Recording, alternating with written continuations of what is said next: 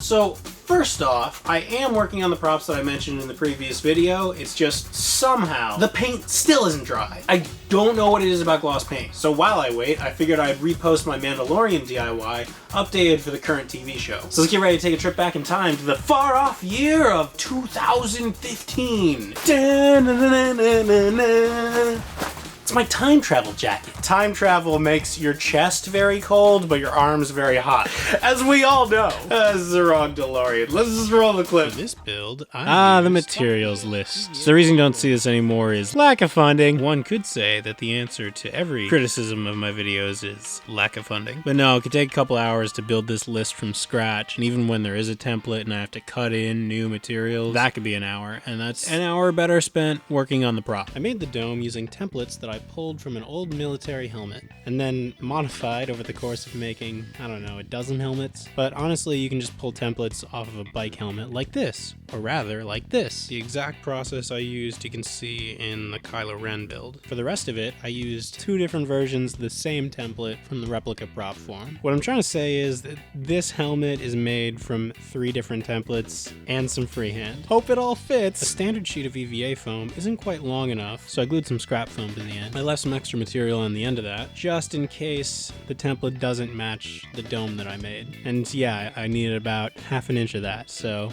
hooray for planning ahead. Cut out the cheekbone. Sand any surfaces that came out rough before applying the glue. I used craft foam for the thin cheek portions. When I cut the final cheek plates, I left some extra material outside of the cut line, just so that there was some more surface area to glue onto. There it is all together. All those parts were assembled with contact cement, so resist the urge to try on the helmet until like a day or so later, because contact cement is super toxic. I cut out the eye holes. I'm putting in a neck liner to help hide the interior of the helmet. You don't need to do this, but if you don't, then you automatically can't get low angle shots. Otherwise you end up seeing that EVA foam texture and suspension of disbelief will be shattered. Didn't used to be an issue, but now that cosplay is becoming more widespread and these industry techniques are getting out and becoming common knowledge, you know, it's something to think about. The upside is that it raises the bar for television, which I don't know, I can appreciate that.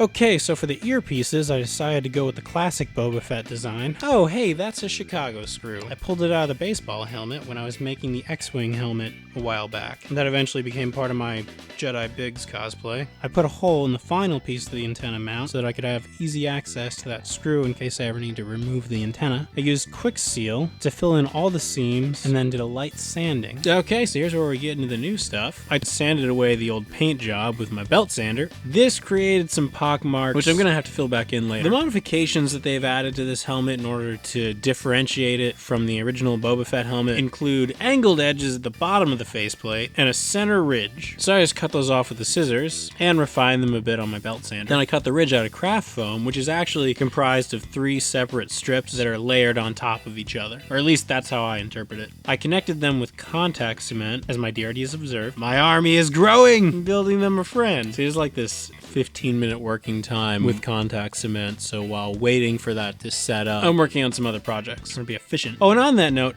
another reason why I'm doing this is because my original Mando helmet build, I was using a Pepakura template, which had like a million seams in the dome. Which, you know, if you're using paper or cardstock, that's great because it eliminates the flatness of it. You can get a more rounded surface. But when you translate that into foam, that means sanding and filling for a month. EVA foam is much more malleable than paper and cardstock. You can get away with only 3 seams. In fact, on this particular helmet, the ridge detail covers up the center seam. So you only really have to fill and sand 2 seams on the dome. Well, 4 if you count the side, the dart that I cut into the side panels. Once the ridge detail's attached, I filled in all the sock parts.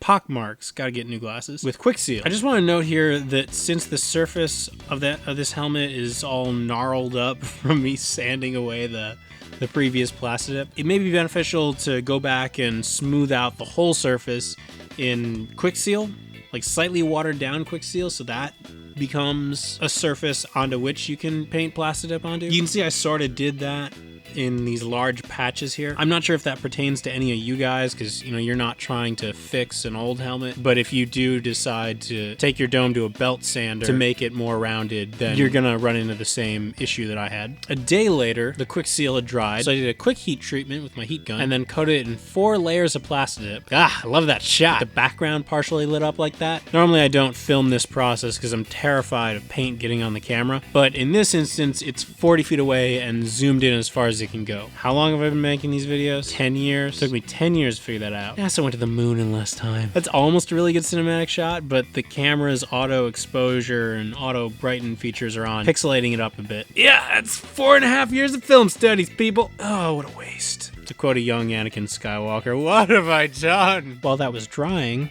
I cut this antenna out of, what is that? Leftover material from my HAL 9000 build, and cleaned up the edges with my rotary tool. Then I drilled a hole in the middle. While I was still waiting for paint to dry, I built the rangefinder out of cardstock. The same cardstock from the last time I did this. I'm so glad I save everything. These are my wisdom teeth! I don't know what I'm going to use them for, but I'm sure they'll come in handy eventually, right? They did, by the way. I painted the helmet. Oh, I should mention here that there's usually a vent on the back of these helmets. I just decided not to add that because I'm kind of up against the clock here on this one. When all of the helmet parts were dry, I removed the masking and went over all of the edges with silver rub and buff. I did this to make the helmet look weathered. Then I attached all the pieces and the visor, which was attached with E6000, not hot glue. Hot glue will melt visor plastic. Pretty much every visor plastic I've ever used. It squeaks. I love it. There we go. A Mandalorian helmet. Sorry.